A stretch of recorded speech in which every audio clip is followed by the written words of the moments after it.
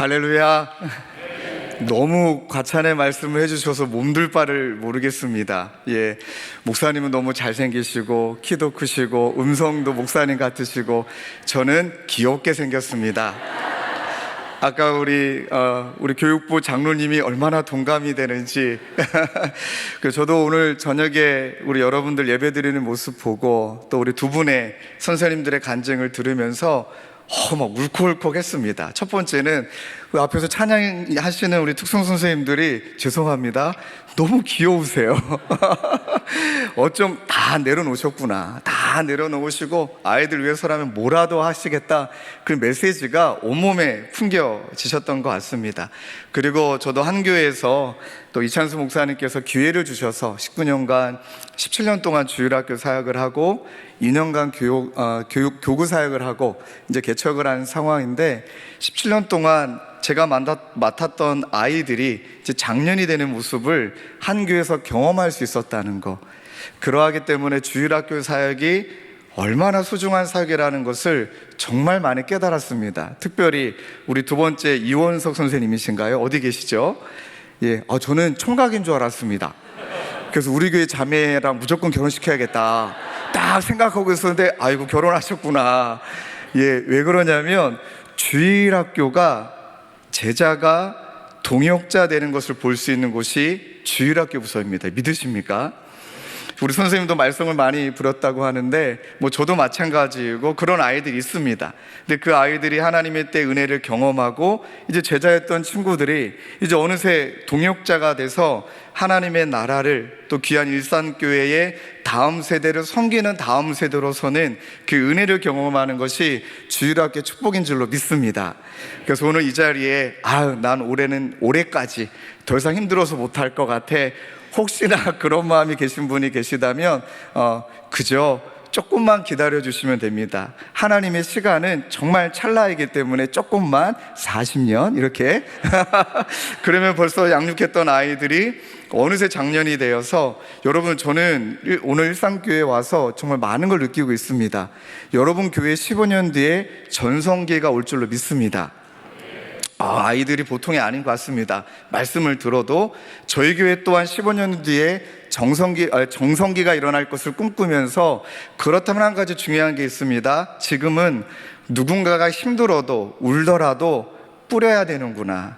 울더라도 씨앗을 뿌려야 그 열매를 하나님께서 맺히고, 혹시 이 자리에 먼저 하나님이 불러가시더라도 저 천국에서 일산교회의 전성기를 보게 되고, 이 땅에 여전히 하나님께서 그 사명을 주셔서 계신 분이라 할지라도 그 전성기를 보게 되는 것이 우리 일산교회와 저희 교회의 꿈이 되길 주님의 이름으로 축원합니다.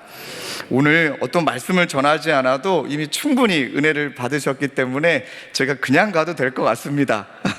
그러나 또 경험하며 또 주일학교를 섬기며 또 이제 개척을 한 지 한 4개월 정도 됐지만 참 마음이 아픈 친구들, 또 도움이 필요한 친구들이 많이 있는 걸 또 깨달으면서 같은 일산 지역에 다음 세대를 함께 섬기는 자로 저와 여러분들이 하나님 안에 같은 마음을 품는 귀한 시간 되시길 주님의 이름으로 축원합니다. 여러분, 오늘 말씀의 제목이 아비의 심정입니다. 더 이상 설명해 드리지 않아도 주일학교 현장에 스승은 참 많습니다. 아이들에게 이렇게 해보자 저렇게 해보자 이야기해 주는 분은 많지만 좀 죄송한 표현이지만 아비의 심정으로 자녀들을, 다음 세대를 기다리시는 분들은 많지 않습니다. 왜 그러냐면 보통 힘든 일이 아니기 때문입니다. 영혼을 섬기고 잃어버린 영혼을 예수님께로 인도한다라는 것, 이거 진짜 너무 힘든 일입니다. 잃어버린 영혼이라고 얘기하면 교회 나오지 않는 친구들, 하나님과 관심 없는 친구들이 아니라 딱 하나입니다. 하나님의 사랑을 교회를 통해, 하나님께 대안인 이 교회를 통해 하나님의 사랑을 느끼지 못하고 있다면 저는 잃어버린 영혼이라고 확신하고 있습니다. 교회 안에 잃어버린 영혼들도 너무나 많고요. 그러하기 때문에 한 사람의 영혼을 빚어가는 이 하나님의 도구로 사용되는 것보다 정말 값진 사역은 없습니다. 한 영혼을 양육하고 빚어가는데 또 많은 시간이 필요하겠지만 그 일에 나를 하나님께서 사용하신다? 이렇게도 부족한데, 이렇게도 나약한데, 근데 그것도 아시고 나를 통해 하나님이 누군가의 영혼을 세워가기 위해 우리를 부르셨다라는 건 너무나 큰 놀라운 축복입니다. 그러하기 때문에 우리가 이렇게 사역하게 되는 동기, 특별히 교사가 그 자리에서 하나님의 은혜를 경험할 수 있는 몇 가지 중요한 원리가 있는데, 첫 번째는요, 꼭 아시는 이야기지만 마음판에 새겨야 됩니다. 은혜의 빚진 자. 고린도전서 15장 10절 말씀에 내가 나된 것은 하나님의 은혜로 된 것이니 내게 주신 그의 은혜가 헛되지 아니하고 내가 모든 사도보다 더 많이 수고하였으나 내가 한 것이 아니요 오직 나와 함께 하신 하나님의 은혜로라. 여러분, 평상시에는 누구나 다 할 수 있습니다. 그런데 밑바닥이 내려갔을 때는 그 자리에서 여전히 그 자리를 지키는 것 참 쉽지가 않습니다. 지금은 제가 조금 이제 저도 40대 중반인지라 처음 분당우룩에서 사역했을 때 저는 정말 어린이 사역에 핏한 사람이었습니다. 키도 작죠. 귀엽게 생겼습니다, 옛날에는. 그리고 제가 아이들하고 노는 걸 너무 좋아했기 때문에 뭐 분당 지역의 신문에까지 났었습니다. 놀이터에서 막 떡볶이, 우리 여자 집사님들 일명 아줌마쌤이라고 준마쌤이라고 부르는데, 준마쌤들하고 떡볶이 만들어서 뭐 우리 교회 니네 교회가 어디 있습니까? 모든 아파트 단지에는 놀이터를 저희가 다 장악해서 애들하고 막 다방구하고 얼음땡하고 떡볶이 먹이고, 그러면서 우리 선생님과 저는 쳐다보는 건 딱 하나입니다. 얼굴이 어두운 아이, 놀이터 왔는데 친구가 없는 아이, 그런 아이가 보이걸라 우리 그 아이랑 얘기를 하고 또 그 아이를 섬겨주자, 그렇게 어린이 사역을 2년 동안 했는데, 놀라운 건 거의 매주마다 새로운 아이들이 좀 뭐 15명, 20명 왔는데 우리 친구들을 통해서 온 아이들보다 놀이터에서 만난 아이들이 다 왔어요. 저 교회 안 다니는 애들이 대부분이었고, 그러면 너무 기쁘지 않습니까? 근데 문제는 그 상처 많은 아이들, 분당에도 상처 많은 친구들이 워낙 많기 때문에 아이들이 와서 속된 표현으로 간슬게 다 빼갑니다. 어떤 친구는 선생님 지갑을 훔쳐갔어요. 6학년짜리 아이가 놀이터에서 뭐 떡볶이도 주니까 여기는 부자인가 보다 하고 와가지고 막 선생님들 지갑을 훔쳐가고, 뭐 어떤 친구는 헌금함에 몰래 손을 대고, 그럴 때면 마음이 막 무너지지 않습니까? 그리고 심지어 아이들이 뭐 고마워할 줄 아나요? 아까 선생님 말씀하셨지만 떡볶이로는 안 되는 거예요. 치킨과 피자로 넘어가야 돼요. 이거를 당연하다는 듯이 얘기할 때 그때는 진짜 사역하기 쉽지가 않습니다. 그때 떠올려야 되는 것이 은혜의 빚진 자의 심정입니다. 무조건 마구 퍼주자라는 것이 아닙니다. 그 아이가 여전히 이뻐 보여야 됩니다. 왜요? 아직 하나님을 모르니까.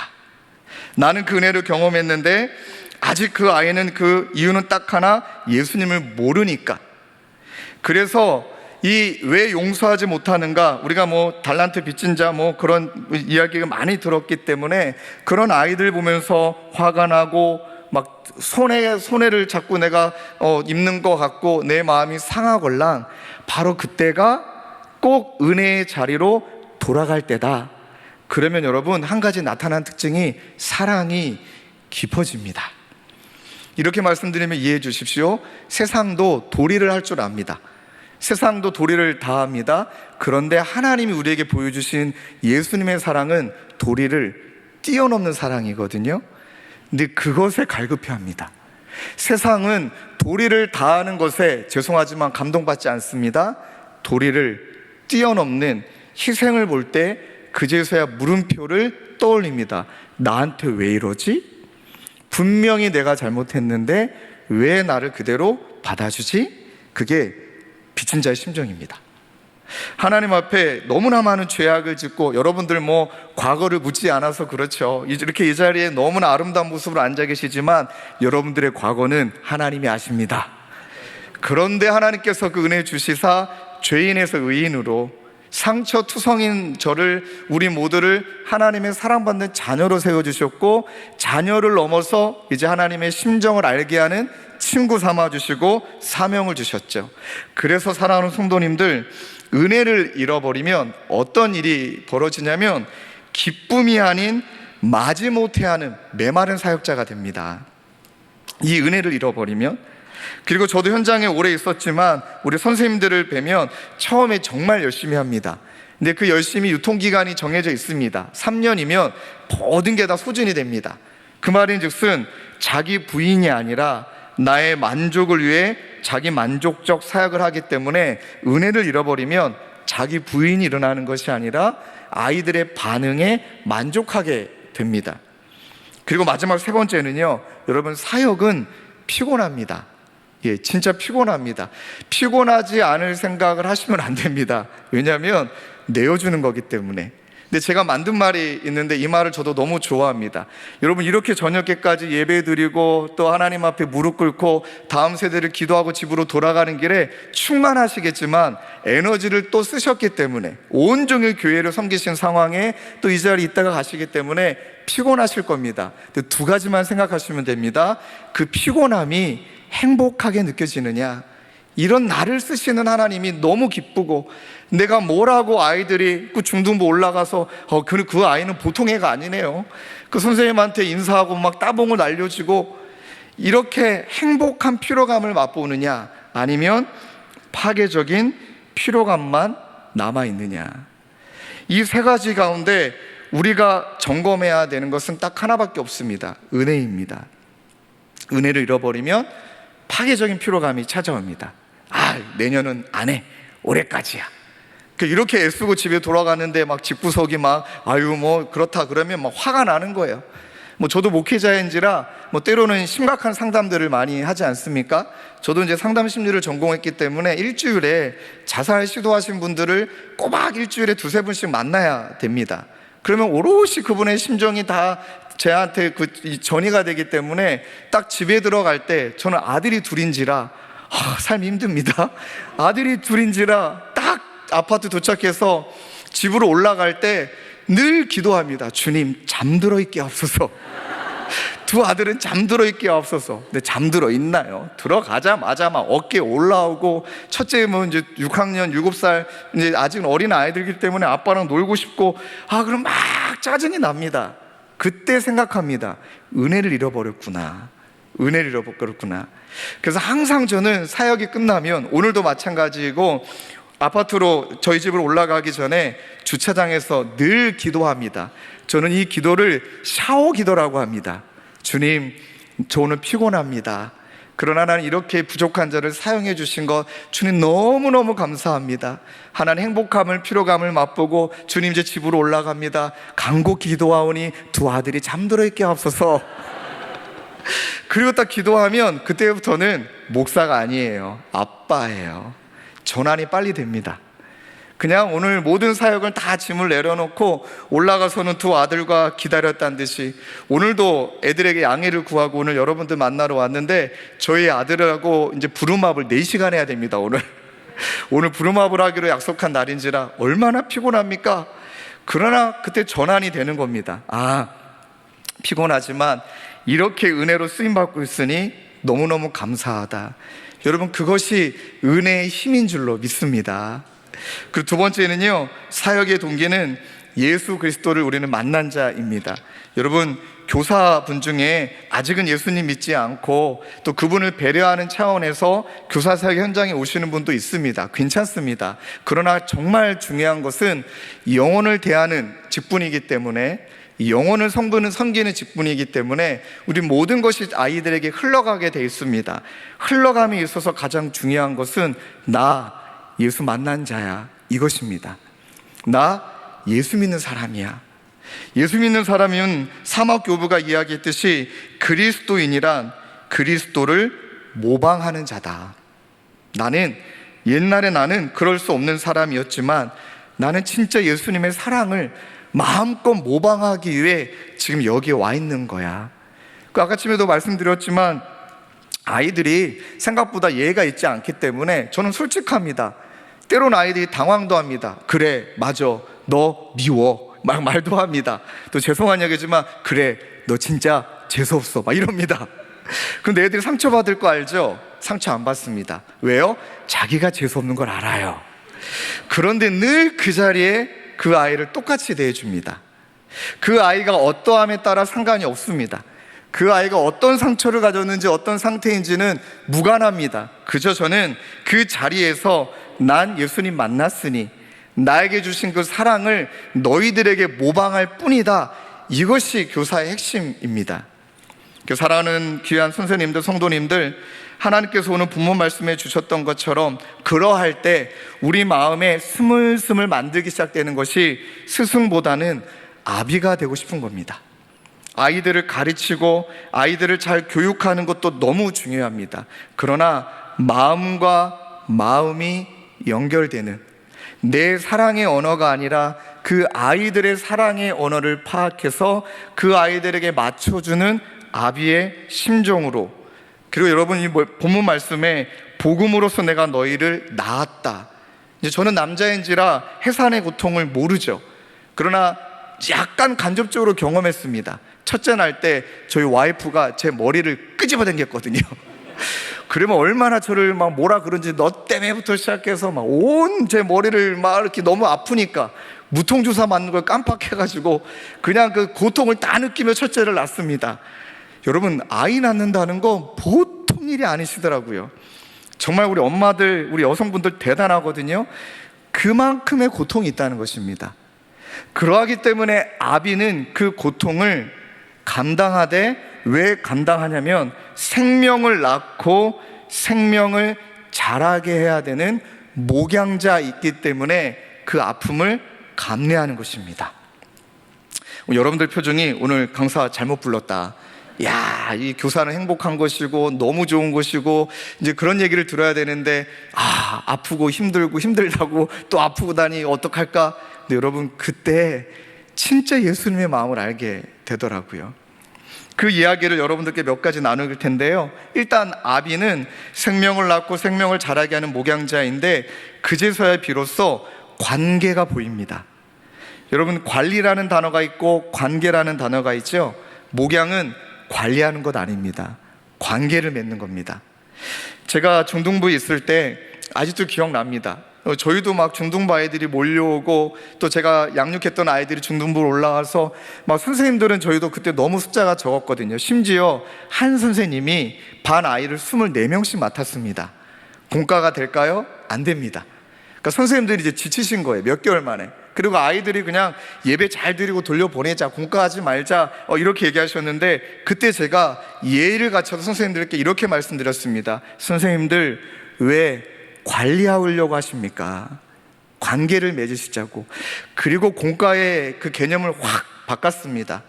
한 달 전에 설교 본문 다 드리고 공과 내용을 다 드릴 테니까 이제부터 아이들의 삶을 묵상하시고 다음 달 본문 말씀과 내용을 묵상하십시오.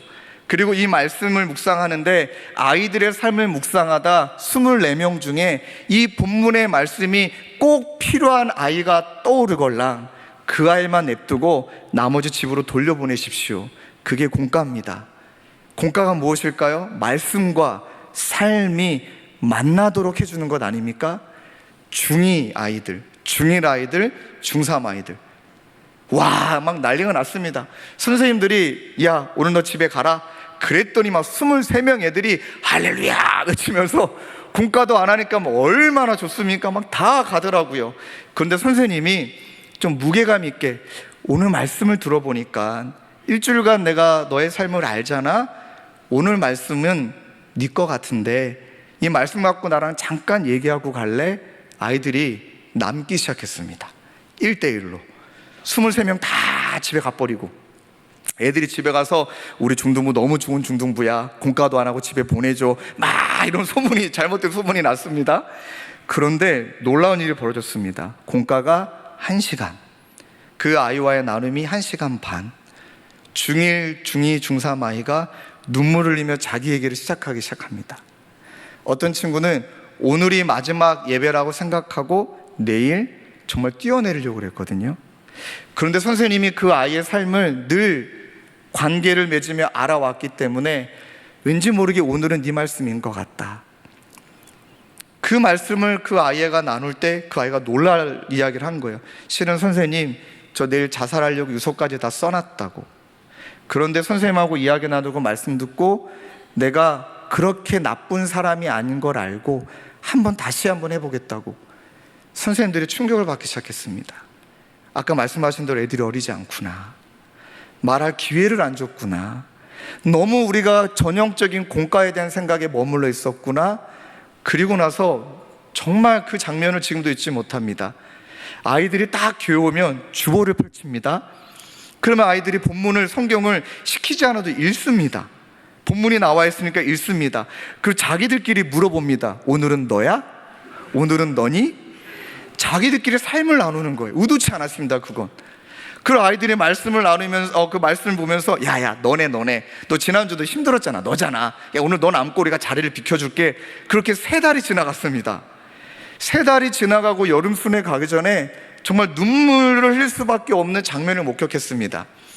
그날도 그 아이가 학교 폭력 사건으로 피해본 아이입니다. 근데 그 학교는 저희 교회가 들어가 있는 송림 중고등학교이기 때문에 많은 아이들이 우리 학교 출신인지라 그 상황을 다 알았습니다. 이 아이가 얼마나 피해를 받는지. 근데 그때 설교나 그 다음에 본문의 내용이 그 아이에게 필요한 말씀이었습니다. 선생님이 오늘 얘랑 얘기 나눌 테니까 다 자리를 비켜줄래? 하고 그 아이랑 이야기를 나누는데 남자 중위반이에요. 21명입니다. 20명이 집에 안 갔습니다. 밖에서 1시간 반을 기다렸습니다, 애들이. 그리고 선생님하고 그 아이가 공과가 끝나자 수명의 아이들이 그 아이 곁으로, 선생님 곁으로 가서, 여러분 남자애들이 진짜 멋있거든요. 그냥 툭 한번 이렇게 쳐주는 거예요. 그 다음에 괜히 그냥 등 한번 쓰다듬어 주더라고요. 애들 말로 잘 표현 안 하거든요. 그냥 툭 한번 치는 거예요. 그 모습이 얼마나 감격적인지. 그리고 20명의 아이들이 그 아이를 위해서 기도해 줬습니다. 다 서로 이렇게 둥그렇게 싸가지고 20명이. 그때부터 분당구육에 생긴 전통이 어깨동무 기도예요. 모든 공과가 끝나면 서로 어깨동무하고 기도하고 간다. 그때 학교 폭력을 당했던 친구가 지금 목사가 됐습니다. 그때 친구들의 사랑에 너무나 많은 이 아이가 회복을 누리고, 말도 안 되는 학교 폭력을 당했음에도 불구하고 삶이 변하기 시작했고, 친구를 위해 청소년 사가겠다고 열심히 신학교를 가게 되고, 그 시작이 관리가 아니라 관계였습니다. 관계는 양 냄새에 밴 목자라고 표현할 수 있습니다. 이 말은 저 멀리 떨어져서 이리 와 이게 아니라 양 틈 사이로 뛰어드는 겁니다.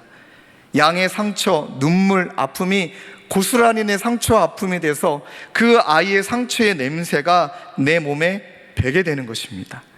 그렇게 양 냄새밴 목자가 되면 자연스럽게 하나님께 간절히 구하는 은사가 있습니다. 그게 바로 더욱 큰 은사를 사모하라. 고린도전서 12장 31절, 고린도전서 13장의 그 은사가 무엇이라고 표현됩니까? 사랑. 여러분, 정말 우리 가운데 은사가 없다라고 말씀하시지만 하나님이 사모하면 주시는 은사가 있다는 거예요. 사랑이라는 거예요. 늘 하나님이 사랑으로 채워달라고 간절히 기도하면 하나님께서 그 사랑을 부어주십니다. 그러면 그때부터 사랑이 채워지면 나의 열심으로 아이들이 변화되는 게 아니라 나는 그 아이들이 지나가는 삶 속에 그저 흘러가는 그 한 조각이라 할지라도 그 아이 옆에 있어주는구나. 그 아이 옆에 사랑의 이름으로 관계를 맺어주는구나. 그 아이가 나를 기억하고 기억하지 못하도 나는 늘 그 자리에 예수님의 사랑을 모방하는 자로 있는 것이구나. 그러면 놀라운 일이 벌어집니다. 다 때가 있더라고요. 이원수 선생님이 그렇게 중고등부 때 말썽을 피웠지만 지금 이제 장성에서 그 은혜를 경험하며 그 아이들을 섬기듯이 반드시 다 때가 있더라. 제가 제일 좋아하는 이미지입니다. 다 때가 있다. 다 때가 있다. 예. 여러분, 저 그림은 만고불변의 진리입니다. 저 때가 나에게 달리지 않다. 그러니까 아이들 때문에 굉장히 서운하신 분은 다 열정 있는 분이에요. 근데 그 때를 내가 만들려고 했기 때문에 그런 거예요. 그냥 때는 하나님께 있음을 믿고 나는 그 때를 기다리되, 3가지, 제 성이 신씨이기 때문에 좀 워드 플레이를 만들어 봤습니다. 3C는 필요하다. 그 3C는 믿음의 역사에 대한 확신. 다 때가 있음을 믿는데 하나님이 반드시 역사를 이루실 것을 내가 정말 믿는 것. 이 아이가 중학교 때 가끔 그렇잖아요. 중등부 아이들, 저도 중등부를 12년 했으니까 중등부 때 예배 때 손 들고 찬양하는 거 별로 없고 막 애들이 막 주눅 들어 있다가 희한하게 고등부 올라가면 손 들고 찬양해요. 그러면 중등부 선생님들 속이 상해요. 근데 그거 아세요? 고등부에서 열매를 맺힌 거고 중등부에서 뿌린 거예요. 다 때가 있는 거거든요. 제가 지금도 잊지 못하는 건 유치부, 그분은 지금 19년 동안 유치부 교사 하시는 어르신이 계십니다. 올해 나이가 91세입니다. 지금도 유치부 교사 하십니다. 그분은 모든 유치부 아이 이름을 다 외웁니다. 그리고 그 아이가 어느새 청년이 됐잖아요. 그분은 이렇게 이야기합니다. 저 애 내가 키웠어. 전 그 말은 정답이라고 확신합니다. 그 아이의 미래를 바라보고 유치부를 섬긴 거지 유치부 때 흘러가는 걸로 끝나는 게 아닙니다. 반드시 때가 있다라는. 그리고 그분은 전수조사 하시는 분입니다. 본인이 유치부에 만났던 애들이 5년 뒤, 10년 뒤 반드시 전화하십니다. 그리고 교회 안 다니고 있다면 찾아가십니다. 밥 사주시고 이야기 들어주시고 그 다음에 아이들 혼내기도 하시고. 좀 오해하지 말고 들으십시오. 그렇게 이분이 양육했던 아이들이 그분의 젖가슴을 너무 좋아해요. 할머니 품을 너무 좋아해요. 그 아이들이 말했던 말이 너무 와닿아요. 그분의 품에 안기면 할머니 냄새가 난다. 근데 그 냄새가 너무 좋다는 거예요. 지금도 분당 우리 교회에서 이제 분리개 지역을 따라가셨겠죠. 그 지역에서 여전히 유치부를 섬기고 계십니다. 그분은 이걸 아시는 거예요. 다 때가 있다. 분당 우리 교회에서 제가 그 때가 있다는 사진을 보여드리는데 그분은 저 사진을 나에게 달라 하고 핸드폰에 늘 띄우고 그 다음에 저걸 사진을 뽑아가지고 늘 이분의 서재에 놓고 다 때가 있다. 다 때가 있다. 나는 그 때를 기다리는 것 뿐이다. 이 믿음의 역사가 일어날 것에 대한 확신, 사랑의 수고에 대한 헌신해야 됩니다. 여러분 아시죠? 헌신은 남은 것으로 주는 게 아니라 내 것을 떼어주는 겁니다. 살점을 떼어주는 거거든요. 사랑에 대한, 사랑의 수고에 대한 헌신, 그리고 소망의 인내에 대한 소신. 반드시 더 때는 올 것이다. 반드시 소망은 일어날 거다. 하나님이 역사하실 거다. 인내하며 기다리는 소신. 이 세 가지를 가지고 다 때가 있다라고 믿고 기다리면 여러분은 아이들이 언제 변화되느냐? 여러분의 쓰리신 때문에 51대 49의 싸움하는 아이들이, 여기 나와 있는 대로 주일학교는, 교회 공동체는 한 영혼이 아이들의 삶을 살아가며 갈등도 하고 방황도 하고 상처의 자리에서 그 아이가 믿음의 자리로 결정적인 한 걸음을 내딛도록 사랑해주고 기도해주고 말씀을 나눠주고 그 아이들을 기대해 주는 것을 응원하는 것. 그때 아이들의 마음, 우리도 마찬가지잖아요. 100% 충만한 사람이 어디 있겠습니까? 아마 그 율법주의일 짤 겁니다. 늘 우리도 49대 51, 세상 49, 예수님께 51, 때로는 역전이 돼서 예수님께 49, 세상 51. 1%의 마음을 내가 어디에 쏟느냐인데, 갈등하는 그 순간에 여러분들의 섬김을 통해 아이들이 하나님께 1%를 드릴 때 시간 지나면 단 1%가 그쪽으로 기울게 돼 있더라. 시간 지나면 반드시 그쪽으로 기울게 돼 있더라. 그게 바로 주일학교 역사의 핵심입니다. 끊임없이 그 옆에서 아이들이 결정적인 한 걸음을 내딛도록 기다려주는 것. 그러할 때 경험하는 거예요. 제가 너무나 좋아하는 이미지인데, 모든 걸 다 갖춰도 하나님 없으면 아무것도 아니다. 헛되고 헛되다. 근데 아무것도 없는 것 같은데 하나님이 계시면 평안과 기쁨과 은혜를 누리는 행복한 인생이 된다. 이것을 아이들이 발견하기 시작합니다. 그리고 이 교회의 기쁨이 이 한 영혼이 회복과 성장의 과정을 바라보며 감사하고 감격하는 맛을 누리면 주일학교 현장을 떠날 수가 없습니다. 여러분, 진짜 이 감격을 누리시려면 최소한 15년을 하셔야 되더라고요. 지금 표정이 달라져 있습니다.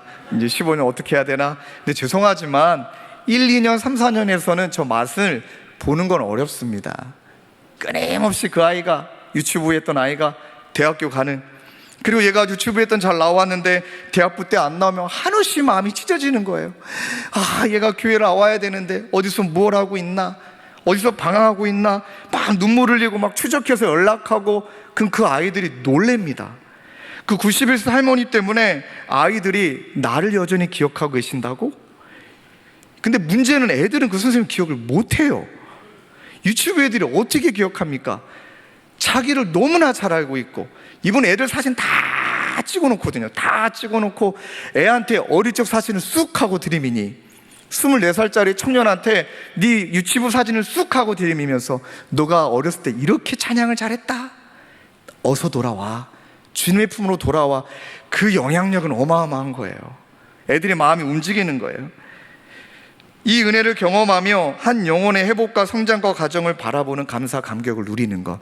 근데 성도님들, 이렇게 잘 들으시면 오늘 집에 못 가십니다. 예, 저 큰일 났습니다. 이렇게 하면 우리 한 3시간 들으셔야 되는데 한 2분 조십시오. 그래, 끝내야 되겠구나 느낄 텐데 이제 몇 가지를 말씀을 더 나눌 텐데요. 여러분, 그래서 초대교사 현장에 아이들에게 질문하면 꿈이 뭐니? 인생의 목표가 뭐니? 이 질문에 하나님이 기쁨이 되는 것이요 라고 말한 친구는 한 명도 못 봤습니다. 그러나 이 질문은 뜬금없이 해야 됩니다. 막 은혜 충만하고 수련회 둘째 날, 셋째 날 저녁에 너의 꿈이 뭐니? 하나님의 기쁨이요, 다 그러죠. 그런데 그냥 학교 지나가다가, 저도 교목을 7년간 섬겼기 때문에 툭 지나가다가, 야, 네 꿈 뭐야? 인생의 목표가 뭐야? 둘 중에 하나입니다. 직업이거나 돈이에요. 직업 아니면 돈입니다. 딱 둘 중에 하나입니다. 그러면 제가 그 아이에게 말합니다. 하나님이 너 그렇게 부르신 건 아닌데 하나님이 너에게 듣고 싶은 응답은 뭘까? 그리고 쭉 지나갑니다. 한 명도 그 대답한 친구는 못 만났습니다. 되게 당황합니다. 예수 믿는 청소년, 예수 믿는 주일학교 자녀들의 정체성은 나의 삶으로 하나님을 기쁘게 해드리고 하나님께 영광을 돌려드리는 것인데, 아이들의 일상의 삶이 전혀 이것을 생각하지 못하게 만들기 때문에 늘 아이들에게 이것을 말해줘야 되는 것이죠. 여러분들에게도 한번 예를 들어 볼까요? 세상이 살아가는 질서, 평가하고 비교하고 구분져서 차별하는 게 세상입니다. 여러분도 그렇지만 자녀들도 지금 그런 인생을 살아갑니다. 부인할 수 없습니다. 조건과 자격의 선을 딱 그어놓고 넌 여기까지라고 말하는 게 세상입니다. 왜 이렇게들 열심히 공부하느냐? 저 선이 높아야 그만큼 누리니까.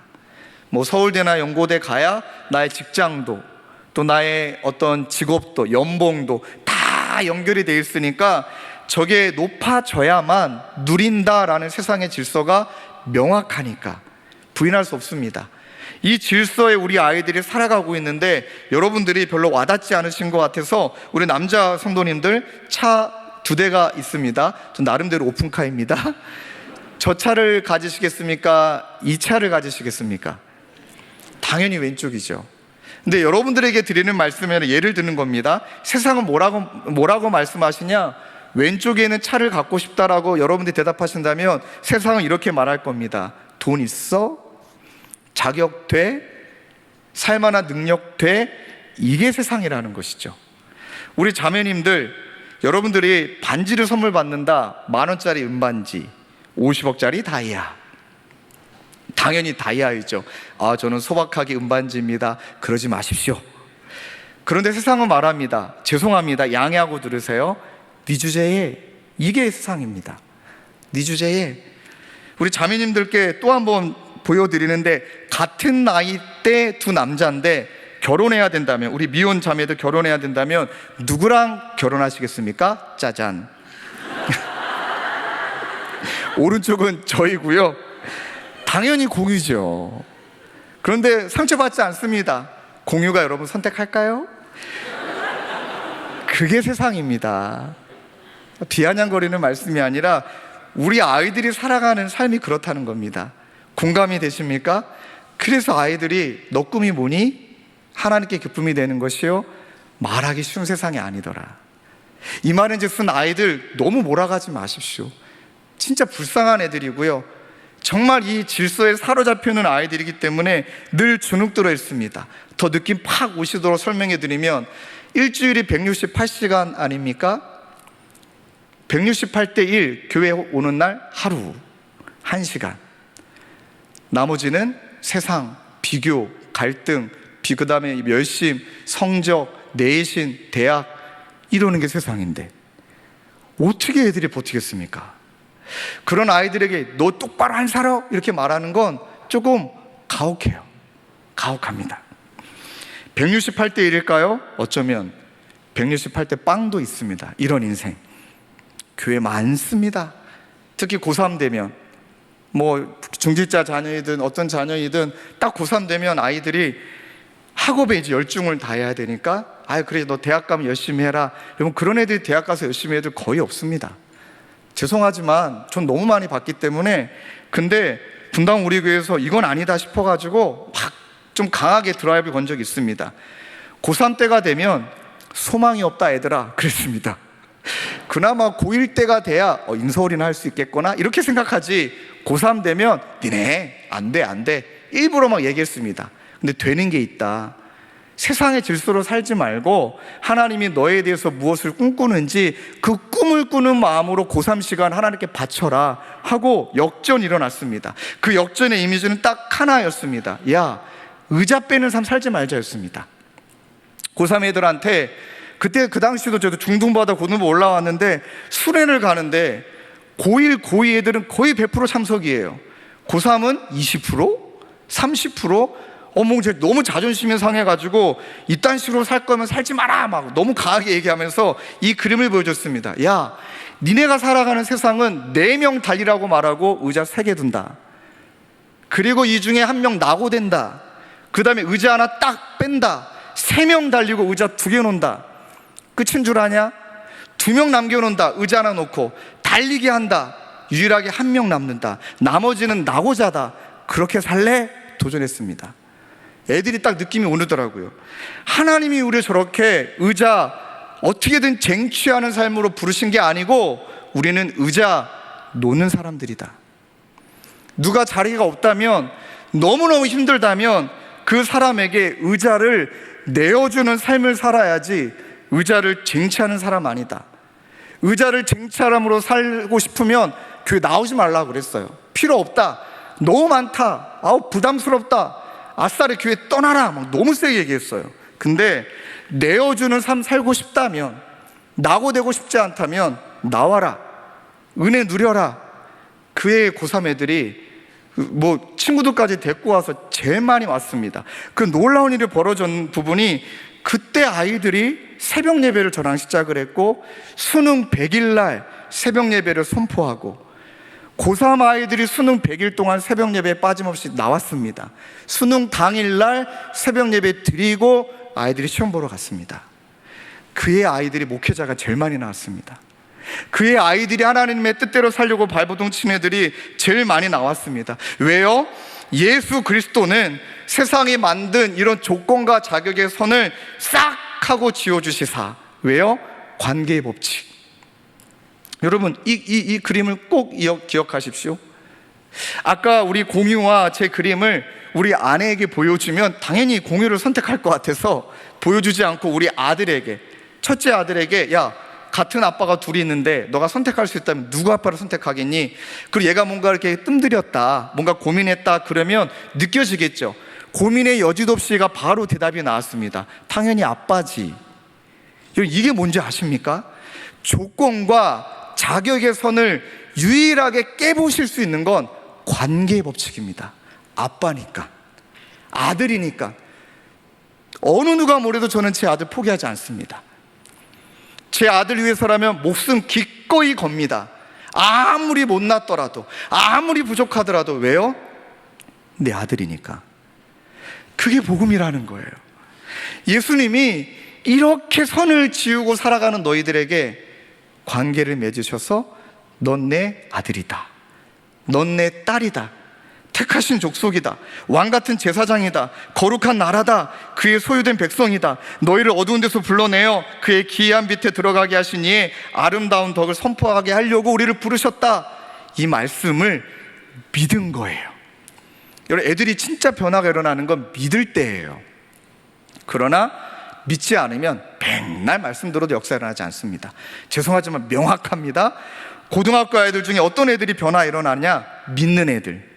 어떤 아이들이 변화가 있지 않고 그냥 썬데이 크리스찬으로 살아가느냐? 교회는 나오는데 믿지 않는 애들, 또는 취사 선택해서 믿는 애들. 믿는 애들은 변화가 일어나더라고요. 그리고 아이들이 너의 꿈이 뭐니? 대답하기 시작했습니다. 나는 예수 믿는 청소년 누구누구입니다. 너는 누구니? 그러면 너는 꿈이 뭐니? 나의 삶으로 하나님께 기쁘게 해드리기 위해 나는 살아갈 것입니다. 직업이 아닙니다. 가치이고 하나님께 쓰임받기 위해 성실을 회복하고 열정을 회복하고, 그리고 이 아비의 심정으로 아이들을 세우면서 3가지 정체성을 아이들에게 늘 심어줬습니다. 그게 바로 다음 세대를 바라보는 교사들의 심정이어야 되는데, 첫 번째는 하나님의 자녀라는 것. 어떤 아이라 할지라도 하나님이 우리 자녀를 만드셨다는 것. 저희 교회는 홀투에 있습니다. 장애인 학교에서 예배를 드리고 있고 장애인분들이 살아가는 곳에서 예배를 드리고 있습니다. 근데 여러분, 우리 청소년 아이들이 이번에 충격받았습니다. 장애인 친구들이 더 행복한 거예요. 장애인 친구 중에 예수 믿는 친구들이 올라가지도 않는 팔을 소아마비인 친구가 있으니까 막 손을 꼬여있는 몸을 손들며 땀을 뻘뻘 흘리며 막 뜨겁게 하나님을 예배하는 그 모습이 우리 아이들 눈에는 너무 행복해 보이는 거예요. 저건 뭐지? 어떻게 해석해야 되지? 그 아이는 뭐 평생 그렇게 살아야 되니까. 근데 그 아이가 나와서 간증을 했어요. 또 이 친구는 또 뇌병변 장애가 있는 친구라 말투도 어눌한데 첫 번째 한마디가 나는 하나님의 자녀 누구누구입니다. 그 중3짜리 그 친구가 그냥 눈물이 그냥 터지는 거예요. 주눅 들어있지 않는 거예요. 꿈이 있어요, 그 아이도. 그러면서 아이들에게 도전하는 거예요. 하나님이 우리 자녀라는 거 잊지 말자고. 야, 그 아이를 통해 이번에 우리 주님에게 청소년부 아이들이 너무나 많이 은혜 받았거든요. 그거예요. 막 자기에 사로잡혀 있지 않아요. 자기 연민도 없더라고요. 걔는 그냥 받아들였어요. 이렇게 나를 만드신 거라고. 여러분, 그게 가능할까요? 믿음이 가능케 하더라고요. 하나님의 자녀다. 비교하지 말자. 10년 전인가 이 아이도, 와, 이제 이 친구도 지금 너무 놀라운 일을 경험하고 있는데, 여러분 보이시죠? 부적 한 장에 80만 원짜리예요. 저게 240만 원짜리.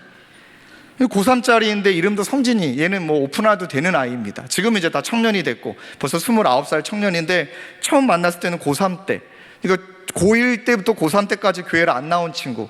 저는 고3 아이들은 무조건 집으로 다 신방 가거든요. 왜냐하면 집에 가고 그 아이의 방을 봐야, 죄송한 표현이지만, 견적이 나와요. 얘가 어떤 놈인지. 교회에서는 몰라요. 숨기고 있으니까. 근데 교회를 안 나왔으니까 신방한다는 얘기 듣고 어머님이 우리 아들도 신방해달라.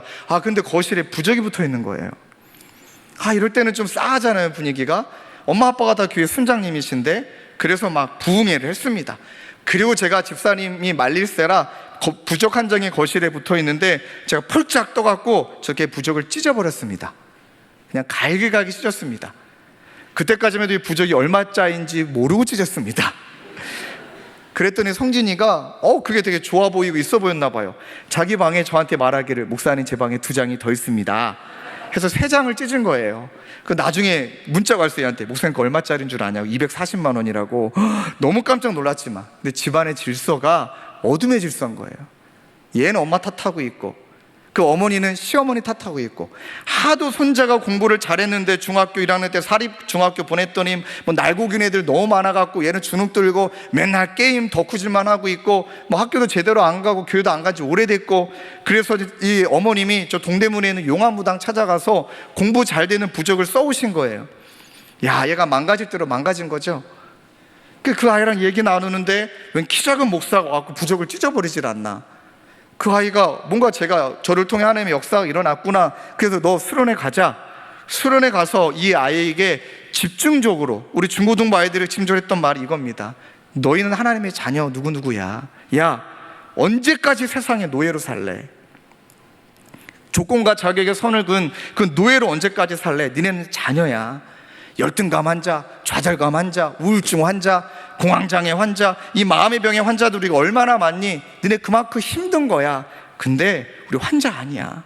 하나님이 영광을 위해 싸우는 군사야. 지금 우리가 어떤 상황을 할지라도 선한 계획을 믿고 우리를 돌보고 동행하시고 인도하시는 그 하나님의 내 상황보다 큼을 믿고 믿음을 하나님께 드리자 하고 성진이가 믿음을 선포했습니다. 그리고 그날 이 아이 집에 부적을 찍고 왔을 때 제 어머님께 괜히 고부간에 갈등 겪지 마시고 저기 분당에는 용한 목사가 찾아와서 부적을 바꿔주고 갔다 하고 제가 그 집에 빛이 있으라 이렇게 붙여놓고 왔거든요. 이거를 또 그 녀석의 사진을 찍어서 저한테 보내준 거예요. 제가 찍은 사진이 아니라. 그랬더니 애가 수련회 때 너무 은혜를 받고 세상에 짓눌렸었구나, 질서를 깨달은 거예요. 그리고 나서 이 아이가 6년 동안 했던 게 야동이에요. 야한 동영상. 그리고 나서 한동안 이제 저를 집에 부르더니만 야동을 지우겠다고 그 저한테 보여주는데 그 당시 한 500기가 어마어마하게 야동이 많았어요. 그럴 때는요, 말을 잘해야 됩니다. 뭐라고 하면 안 돼요. 아유, 유문 씨, 야동 새끼. 그러면 안 되고요. 칭찬해야 됩니다. 뭐라고 칭찬했냐면, 너무나 많다. 돈 많이 들었겠다. 이렇게 물어봤어요. 얼마 동안에 모았니? 씩 웃으면서 6년이요. 이러는 거예요. 중1 때부터 고3 때까지 야동을 모아놓은 거예요. 그때 말을 잘해야 됩니다. 이야, 대단하다. 너는 뭘 해도 될 놈이다. 한 우물을 6년 팠다. 또 말했습니다. 막 나라별로 야동을 모아놨어요. 막 한국, 미국, 일본. 와, 그게 제가 너는 경제학과나 경영학과 하면 되겠다. 분류를 잘하네. 그 말에 아이가 용기를 얻은 거예요. 그리고 수련회 때 와가지고 애들이 기도를 못하니까 자, 하나 둘 셋 하면 소리 질러라. 너네 마음에 있는 게 상처 걸랑 상처, 좌절이 걸랑 좌절, 담배이 걸랑 담배, 술이 걸랑 술, 이렇게 외쳐라 하고 이제 하나 둘 셋 하고 외치는 거야 하면 애들이 소리를 막 지르거든요. 근데 얘는 수련회 처음 왔으니까 타이밍을 놓친 거예요. 이 녀석이 하나 둘 셋 하면 외치는 거야. 그 사이에 하나 둘 셋 하고 얘 혼자 크게 외쳤습니다. 야동! 외친 거예요. 막 난리가 났죠. 웃고 울고 막 야동. 그때 제가 선생님들과 남자친구들에게 죄 없는 자가 돌을 던지세요. 그랬더니 그 다음에 하나 둘 셋 하는데 와, 은혜의 소리. 모든 대부분의 남자 선생님들, 대부분의 남자애들이 야동을 합창했습니다. 야동. 은혜로운 소리, 얼마나 듣기 좋은지. 그 야동을 합창하다가 갑자기 분위기가 싸해졌는데, 왜냐하면 한 여자애가 소리를 꽤 질렀어요. 자살! 이렇게 외쳤어요. 얘는 자살 시도한 여자친구였거든요. 자살! 찢어지게 외친 거예요. 분위기가 할 순간에 싸해지는데, 여러분, 애들이 진짜 이뻐요. 자살이라고 외친 그 친구 옆에 가서 기도해 주자 그랬어요. 그때부터는 그때 8시에 집회 시작해서 4시 반에 끝났거든요. 전무후무합니다. 왜 그렇게 기도 길어졌냐면 자살 했던 친구에 가서 막 기도해주고 용기가 생긴 거예요. 열등가 또 누가 외치면 가서 막 기도해주고, 어떤 친구는 상처 또 막 기도해주고, 담배, 술 어느 누구도 정죄하지 아니하고 하나님 앞에 부끄럼 없이 다 드러내는데 부둥켜 안고 울고 떼굴떼굴 구르고 진짜 천국이 임했어요. 그리고 이 녀석이 집에 가서 책상 정리 싹 하고 자기 책상에 이렇게 아까 성진이 친구가 붙였어요. 빛이 있으라. 남자의 글씨입니다. 그리고 얘가 막 열심히 공부를 하기 시작하는데 걱정됐습니다. 고3 때 그제 공부해놓고 1년 공부해놓고 하나님께서 좋은 대학 붙여주실까봐, 그렇게 기대할까봐 제가 누누이 말했습니다. 뿌린 대로 거두는 거야. 뿌린 대로 거두는 거야. 너는 오래 안 돼. 대놓고 얘기했습니다. 상처받을까봐. 근데 씩 웃으면서 이 친구의 대답이 걸작이에요. 나도 알아요. 6년을 공부 안 했으니까. 근데 이 다음 했던 말이 너무 멋진 말이에요. 한 번도 최선을 다해 본 적이 없으니까요. 한번 해볼래요. 와, 정말 열심히 공부하는 거예요. 열심히 공부하는데 목표가 있는 거예요. 열정의 예배자로, 선한 일을 위한 일꾼으로. 네 삶은 열정의 예배자고, 그리고 너희들이 살아가야 될 꿈은 하나님이 기뻐하시는 일에 쓰임받는 거니까 직업도 상관없다, 어떤 것도 상관없다. 나의 은사와 달란트를 잘 발견해서 그것을 통해 하나님께 기쁨을 드리는 거다. 또 아이들에게 막 이미지를 보여줬어요. 시작은 이렇다. 내 관심은 돈이고 인정이고 연봉이지만 하나님의 관심과 기대감은 딴 데 있다. 완전히 배제되고 내 마음대로 살아가는 게 그게 믿지 않는 거였다. 근데 니네들 이제 변하지 않았느냐? 교집합이 생겼잖아. 여전히 여집합, 여전히 내 관심과 기대감도 있지만 하나님이 기뻐하시는 그 관심과 기대감이 있지 않느냐? 그건 우리의 목표는 저 교집합을 많이 만들어내고 일치된 삶을 향해 나아가는 거다. 근데 얘들아, 일치된 삶은 불가능하다. 이건 안 된다. 그런데 이거는 된다. 평생 일치된 삶을 살려고 내 평생 발버둥 치는 건 가능하다. 이것을 향해 달려보자. 얘가 너무 은혜를 받고 막 옛모습하고 막 결별하는 거예요. 회복이 일어나고 회개가 일어나고 믿음으로만 몸부림치고 하나님이 기뻐하신 일에 막 도전하고 그러다가 딱 이 사진이 왔어요. 이놈 새끼가 담배까지 폈구나. 그게 아니에요. 놀라운 일이 벌어졌어요. 아빠 담배예요. 아버지가 순장이셨고 찬양대 총무예요. 담배를 태우셨던 거예요. 이 녀석이 연락이 와서 가정예배 드려야 된다고. 우리 집 가정예배 한 번도 안 드렸다고. 와, 하여튼 그런 거예요. 믿는 집안이지만 결국 다 드러나게 돼 있는 거예요. 그래가지고 이 녀석이 가정예배 어떻게 드리냐, 저에게 알려달라. 목사님 알려줬어요. 가정예배를 인도하고 나서 얘가 얼마나 기특한 녀석이냐면, 역시 지금 경영학과 나왔거든요. 비치스라 스티커 4장으로 아빠 담배 10개를 커버했어요. 예, 역시 경영학과 갈 놈이 맞죠. 아빠 담배에다가 다 비치라 스티커를 붙이고 가정예배를 드리고 나서 담배를 아빠에게 쑥 내밀면서, 아버지, 담배 피는 입술로 찬양하는 거 하나님 기뻐하지 않습니다. 아버지, 순원들이 담배 피시는 거 아세요? 상처받습니다. 담배 끊으십시오. 여러분, 연수함을 업신여기지 못하는 거예요. 아버지가 망치로 뒤통수 얻어맞은 것 같아요. 어린아이의 말에 굴복당했어요. 왜요? 아들이 바뀌었거든요. 하나님 위해 살려고 애쓰거든요. 그날 아버지에게 전화가 왔어요. 목사님, 어차피 아들이 목사님께 이를 걸 뻔히 아니까 먼저 연락드린다. 순장집도 내려놓고 제가 성가대도 내려놓겠습니다. 그리고 꼭 어른들이 그런 말씀 하시잖아요. 자숙하겠습니다. 제가 그분에게 말씀드렸어요. 집사님이 내려놓을 건 담배밖에 없다고. 그리고 열심히 같이 아들에게 부끄럽지 않게 몸부림치자고. 집안의 질서가 바뀌었어요. 이 아이가 역사를 일으켰습니다. 여름 수련회 끝나고, 목사님, 유일하게 끊지 못한 게 있습니다. 근데 이걸 끊어내기로 작정했습니다. 이것도 4년 동안 한 겁니다. 게임이에요. 리그 오브 레전드라고 애들이 진짜 좋아하는 롤이라는 게임이 있거든요. 엄청 여기에다가 돈을 쏟아부어냅니다. 근데 롤을 끊기로 작정했어요. 자기의 시간을 뺏어가니까. 근데 게임을 끊을 때 탈퇴 사유를 남기게 돼 있어요. 하여간 게임 회사들이 금방 끊지 못하도록 탈퇴 사유를 남기는 이유가 뭘까요? 너 여기 돈 많이 들였는데 아깝지 않겠니? 그런 이유가 아닐까요? 근데 얘가 탈퇴 사유를 남겼는데 뭐라고 남기지 아세요? 잘 안 보이시죠? 확대합니다. 롤 유저들에게 선포하노니 빛이 있으라. 게임하는 친구들에게 선포하노니 빛이 있으라. 게임을 확 끊어냈어요. 이 상황을 우리 고등부 친구들에게 나눴더니 난리가 났어요. 롤을 애들이 다 끊기 시작했어요. 어떤 애는 라이엇 직원분에게 빛이 있으라. 어떤 녀석은 운영장님 빛이 있으라. 예수 그리고 아이들이 모든 푸사를 빛이 있으라로 다 바꾸고, 심지어 어떤 아이는 자기 책상에다가 딱 그림을 그렸어요. 저 교집합에서 일치되는 거 뭐라고 깨알같이 저게 적어놨는 확대해 보니까, 매일 아침 공부 시작 전 말씀 읽고 기도하기, 결과에 신경 쓰지 않고 최선만을 다하여 하나님의 계획에 기대하며 살기, 나의 꿈 이꼴 하나님의 산증인 되는 것, 세상보다 하나님을 본 눈이 더 커지기, 더 이상 선긋기 그만, 난 주님의 자녀이니까. 정말 열심히 하더라고요. 또 어떤 친구는 책상에 이렇게 붙여놨어요. 확대해 보니까 이렇게 적혀 있더라고요. 하루를 큐트로 시작하겠다. 하루를 기도로 마무리하겠다. 주중에 치열하게 뭐든지 이 상황을 통해 관심과 기대감이 나의 삶의 일치가 되겠다.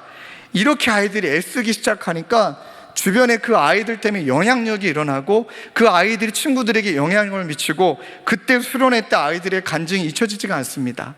여러분, 보통 간증하면 아이들이 은혜 주셨습니다, 뭘 하겠습니다, 이런 얘기 하잖아요. 그 당시에 첫 번째 여자애가 용기 내서 나왔어요. 저는 의사가 되겠습니다. 일순간 분위기 싸해질 줄 알았습니다. 재수없어 이럴 줄 알았습니다, 애들이. 근데 애들이 은혜가 충만하니까 인정하는 거예요. 맞아, 쟤 우리 학교에 있는데 공부하는 은사가 있는 애라는 거예요. 쟤는 공부 잘한다는 거예요. 근데 그 녀석이 저는 의사가 돼서 반드시 의료 선교사가 되겠습니다, 막 애들이 우레 같은 박수를 쳐주는 거예요. 그 다음 애가 정말 멋진 여자애가 올랐습니다. 이 여자애랑 같은 반 여자예요. 나는 올라와서 하는 이야기가, 나는 쟤만큼 공부를 잘 못합니다. 최선을 다해도 저는 잘 안 됩니다. 솔직하게 말하는 거예요. 그런데 의사는 될 수 없지만 저는 누군가를 섬기는 거 너무나 좋아하기 때문에 저는 간호사가 되는 게 꿈입니다. 그리고 하는 이야기가, 이 옆에 있는 친구가 의사면 나는 간호사가 돼서 함께 선교하겠습니다. 우와, 너무나 멋진 이야기를 하는 거예요. 주눅 들어있지 않아요. 세 번째 아이가, 네 번째인가 남자애가 올라왔는데, 얘는 말씀 진짜 많이 부르는 애거든요. 타박타박 올라와서 첫 마디가 우리 아빠는 돈이 많습니다 이러는 거예요. 저는 이제 이렇게 해석했죠. 하나님 아버지가 돈이 많다 이렇게 해석했는데, 그게 아니라 진짜 아빠가 돈이 많았어요. 하는 이야기가 우리 아버지 돈이 많다고, 아빠 사업을 내가 다 물려받을 거라고, 공부 열심히 해서 아빠 사업 다 물려받아서 그 의사가 되고자 하는 친구의 병원을 내가 지어주겠다고, 이런 얘기를 하는 거예요. 그러면서 아이들이 주눅 들지 않고요, 공부를 잘하면 잘하는 대로, 못하면 못하는 대로. 어떤 친구는 8번째인가 9번째 나온 친구도 잊혀지지가 않습니다. 저는 운전 진짜 좋아한다고. 얘는 그때 고2, 고3 때부터 운전했던 친구거든요. 지금 카레이서예요. 얘 직업은 카레이서인데, 신문에도 나온 친구인데, 얘는 한다는 이야기가 공부는 진짜 못했거든요. 저는 돌대가랍니다. 근데 운전을 잘합니다. 그러면서 이 병원에 자기는 구급차를 운전하겠습니다. 애들 너무 예쁘지 않습니까? 그게 하나님의 나라이더라. 서울대 가, 연대 가, 고대 가가 아니라 하나님의 기쁨이 된다면, 난 운전 잘하면 운전으로, 나는 청소를 잘하면 청소부로, 나는 공부를 잘하면 의사로, 그렇게 하나님의 믿음을 가지고 더 이상 선 긋기 그만, 난 하나님의 자녀이니까. 여러분, 그래서 교회에도 이것을 지켜주는 것, 막 와가지고 너는 공부해야지, 너 큰 사람 돼갖고 하나님께 큰 영향 미쳐야지. 여러분, 저는 우리 두 아들에게 큰 사람 되고 큰 일꾼 되라는 기도 한 번도 안 합니다. 성경에 크게 쓰임 받은 사람은 죽거나 죽다 살았습니다. 저는 제 아들이 고생하는 거 원치 않습니다. 농담이지만 진짜 아이들이 교회를 통해 느끼는 건, 주눅 들다가도 교회만 오면 웰컴, 넌 자녀니까. 아니야, 너 열정의 예배자야, 너 선한 일을 위한 일꾼이기 때문에 하나님 앞에 이 시간을 씨름해보자. 끊임없이 그렇게 울타리가 되어주고 아이들의 동역자가 되어주는 것이 저와 여러분들의 사명인 줄로 믿습니다. 여러분, 너무 설교가 길어져서 죄송합니다. 그래서 우리는 선을 행하되 하나님이 기뻐하시는 행하되 낙심하지 말지니 포기하지 않으면 때가 이름에 거두리라. 믿습니까? 앞으로 일산교회, 또 저는 우리 주님의 교회에서 이 열매들이 많이 맺혀드리기 위해 오늘 힘들더라도 울더라도 순종과 희생과 사랑의 씨앗을 뿌리는 저와 여러분 되시길 주님의 이름으로 축원합니다.